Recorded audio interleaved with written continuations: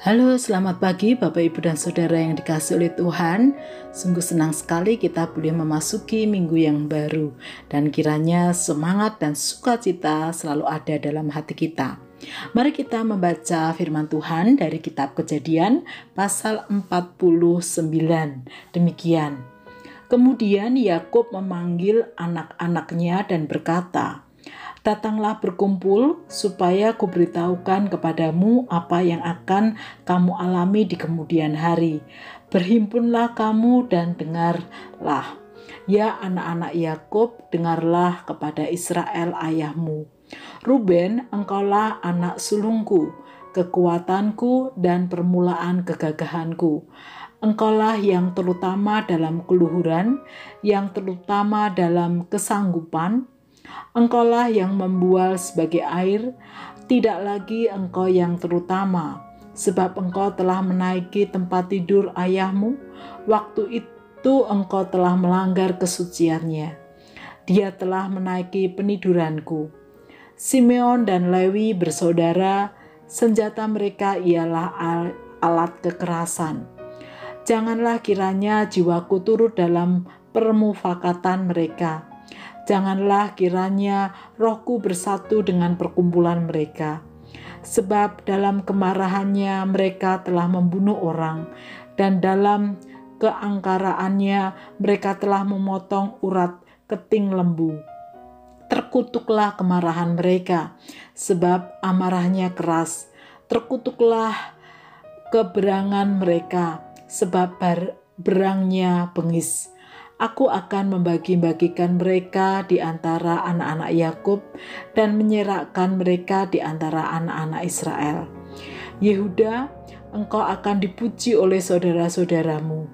Tanganmu akan menekan tengkuk musuhmu. Kepadamu akan sujud anak-anak ayahmu. Yehuda adalah seperti anak singa. Setelah menerkam, engkau naik ke suatu tempat yang tinggi.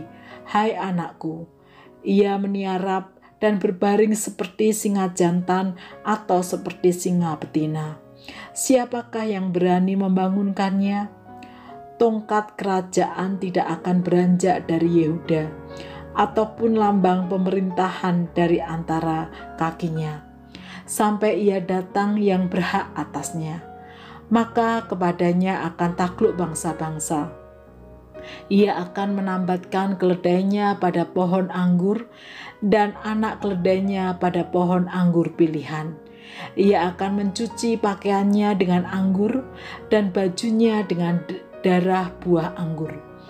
Matanya akan merah karena anggur dan giginya akan putih karena susu.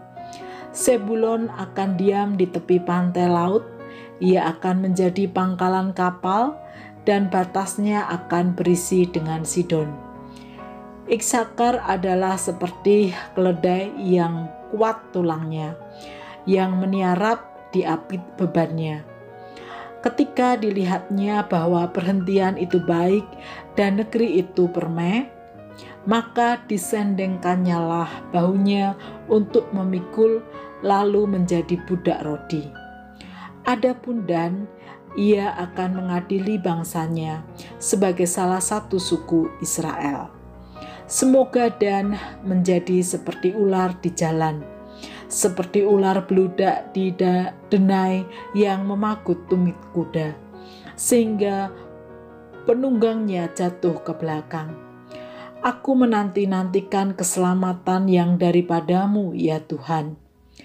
Gad, ia akan diserang oleh gerombolan, tetapi ia akan menyerang tumit mereka. Asyer, makanannya akan limpah mewah, dan ia akan memberikan santapan raja-raja. Naftali adalah seperti rusa betina yang terlepas. Ia akan melahirkan anak-anak indah. Yusuf adalah seperti pohon buah-buahan yang muda. Pohon buah-buahan yang muda pada mata air. Dahan-dahannya naik mengatasi tembok. Walaupun pemanah-pemanah telah mengusiknya, memanahnya dan menyerbunya, namun panahnya tetap kokoh. dan lengan tangannya tinggal lihat. Oleh pertolongan yang maha kuat, pelindung Yakub, oleh sebab gembalanya gunung batu Israel. Oleh Allah ayahmu yang akan menolong engkau, dan oleh Allah yang maha kuasa yang akan memberkati engkau dengan berkat dari langit di atas, dengan berkat samudera raya yang letaknya di bawah, dengan berkat buah dada dan kandungan. Berkat ayahmu melebihi berkat gunung-gunung yang sejak dahulu, yakni yang paling sedap di bukit-bukit yang berabad-abad. Semuanya itu akan turun ke atas kepala Yusuf, ke atas batu kepala orang yang teristimewa di antara saudara-saudaranya. Benyamin adalah seperti serigala yang menerkam. Pada waktu pagi ia memakan mangsanya, dan pada waktu petang ia membagi-bagi rampasannya. Itulah semuanya suku Israel, 12 jumlahnya, dan itulah yang dikatakan ayahnya kepada mereka ketika ia memberkati mereka. Tiap-tiap orang diberkatinya dengan berkat yang diuntukkan kepada mereka masing-masing. Kemudian berpesanlah Yakub kepada mereka, apabila aku nanti dikumpulkan kepada kaum leluhurku, kuburkanlah aku di sisi nenek moyangku dalam gua yang di ladang Efron, orang Het itu, dalam gua yang di ladang Makpela, di sebelah timur Mamre, di tanah Kanaan, ladang yang telah dibeli Abraham dari Efron, orang Het itu, untuk menjadi kuburan milik. Disitulah dikuburkan Abraham beserta Sarah, istrinya, dan disitulah dikuburkan Ishak beserta Ribka, istrinya, dan disitulah juga kuburkan Lea. Ladang dengan gua yang ada di sana telah dibeli dari orang Het. Setelah Yakub selesai berpesan kepada anak-anaknya, ditariknyalah kakinya ke atas tempat berbaring dan meninggallah ia. Maka ia dikumpulkan kepada kaum leluhurnya. Bapak, Ibu, dan Saudara yang dikasihi oleh Tuhan, kita akan mencermati dua hal dari teks yang sudah kita baca tadi. Yang pertama adalah kitab Kejadian ini menceritakan tentang asal-usul sejarah Israel yang terdiri dari 12 suku.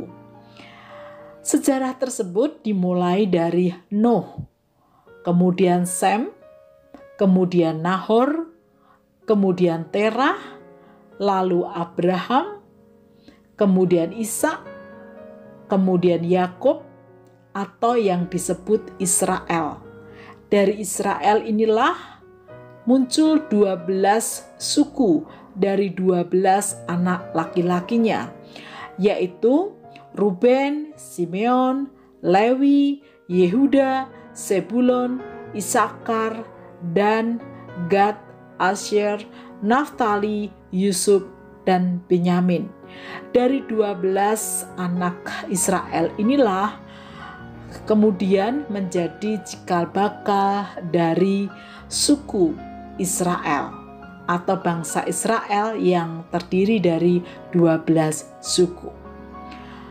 Bapak, Ibu, dan Saudara, hal yang kedua, rupanya kitab Kejadian juga menceritakan tentang tradisi yang dikembangkan secara turun-temurun, yaitu orang tua memberkati anak-anak mereka. Dan ini tentu hal yang baik untuk diteladani, karena orang tua adalah sebagai perwakilan Allah, orang-orang yang dipercaya oleh Allah untuk melahirkan anak-anak, membesarkan, dan juga memberkati. Dengan demikian, tugas orang tua tidak hanya memberkati anak-anak secara material sehingga mereka kebutuhannya tercukupi, namun juga secara rohani, yaitu berkat rohani yang dicurahkan untuk anak-anak dan juga sebuah doa bagi anak-anaknya demi masa depan anak-anak. Kiranya kita dapat belajar dari kisah-kisah yang ada dalam kitab Kejadian ini. Mari kita berdoa. Tuhan Yesus, terima kasih bahwa segala tulisan yang ada dalam kitab suci bermanfaat untuk kami belajar bersama-sama bagaimana hidup seturut dengan kehendak-Mu. Kami berdoa untuk para orang tua, kiranya mereka boleh memberkati anak-anak mereka tidak hanya secara material tetapi juga secara rohani. Kiranya Tuhan yang akan memampukan para orang tua untuk menjadi berkat bagi anak-anak dan juga menjadi teladan. Di dalam nama Tuhan Yesus kami berdoa. Amin.